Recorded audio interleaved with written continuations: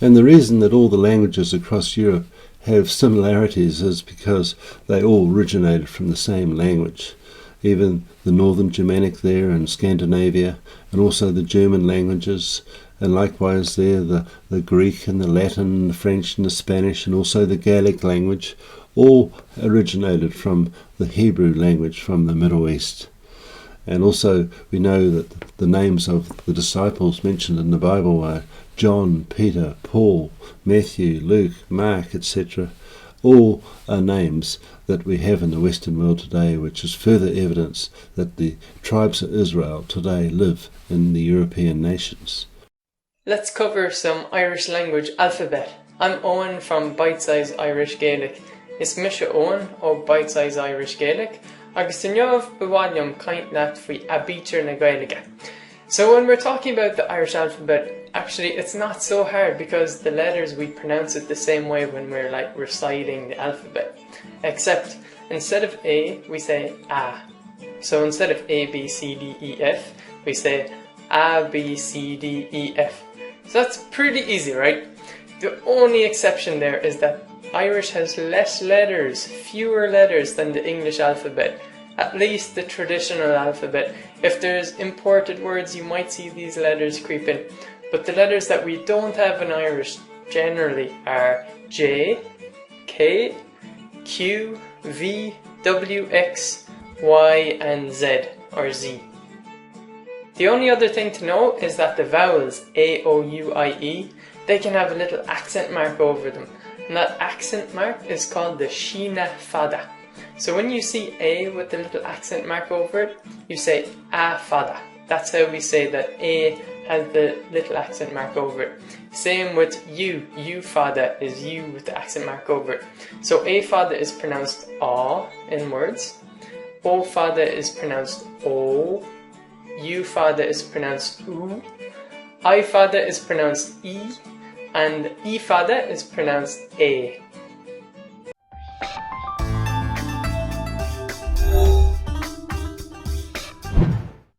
The letter Aleph is the first of the Hebrew letters.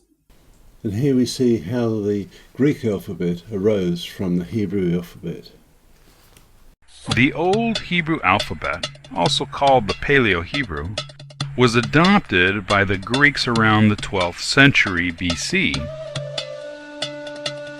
While Hebrew is written from right to left, Greek was written from left to right.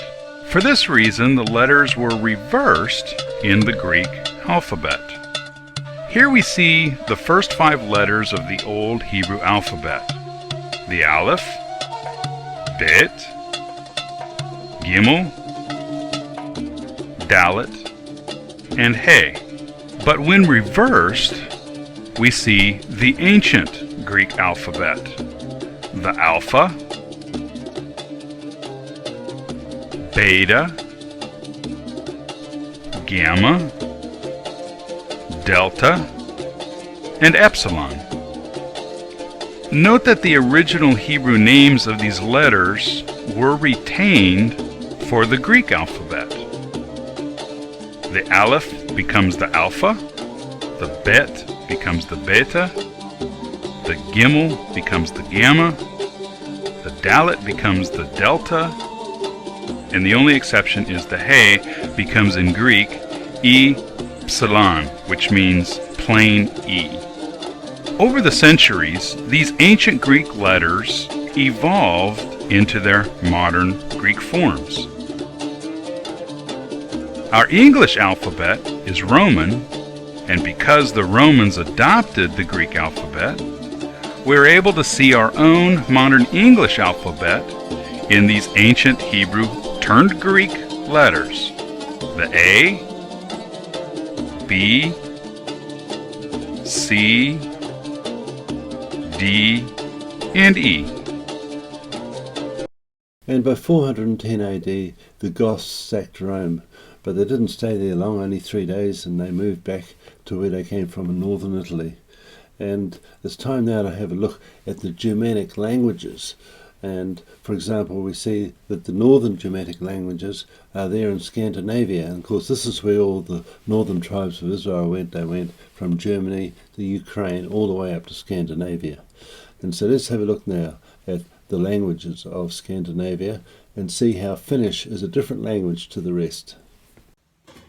Hi, I'm Dr. Jackson Crawford. I teach in the Department of Scandinavian at the University of California, Berkeley, formerly at UCLA. I'm back with another one of my short Patreon-supported videos on a topic in Norse language and myth. Today I'm going to address a question that I'm often asked, which is, why do I not talk about Finnish very much when I talk about the Scandinavian languages? Well, Finnish is not related to the other languages spoken in the Scandinavian countries.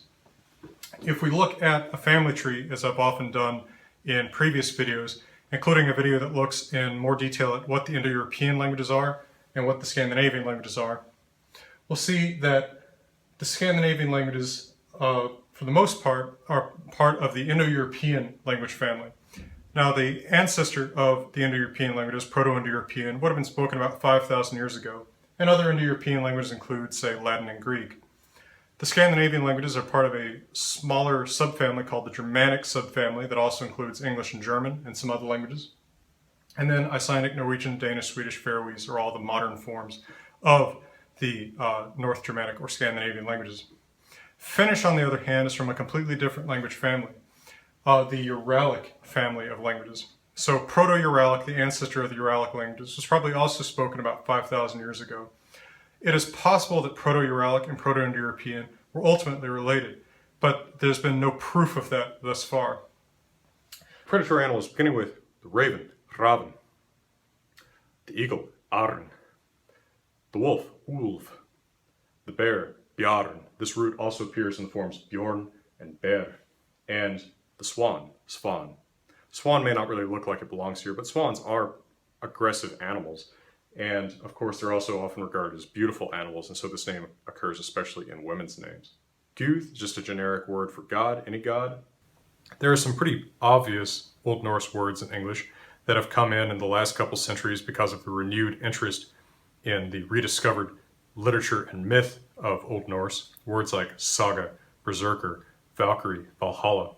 But 1,000 years ago, when Old Norse and Old English were still spoken, Old Norse influenced the basic English vocabulary at a much deeper and richer level. And modern English today inherits a vast number of loanwords from the Old Norse language at the most basic level of communication. Old Norse and Old English were perhaps not fully mutually intelligible, but they were close enough that it would have been pretty easy for a speaker of one to learn the other.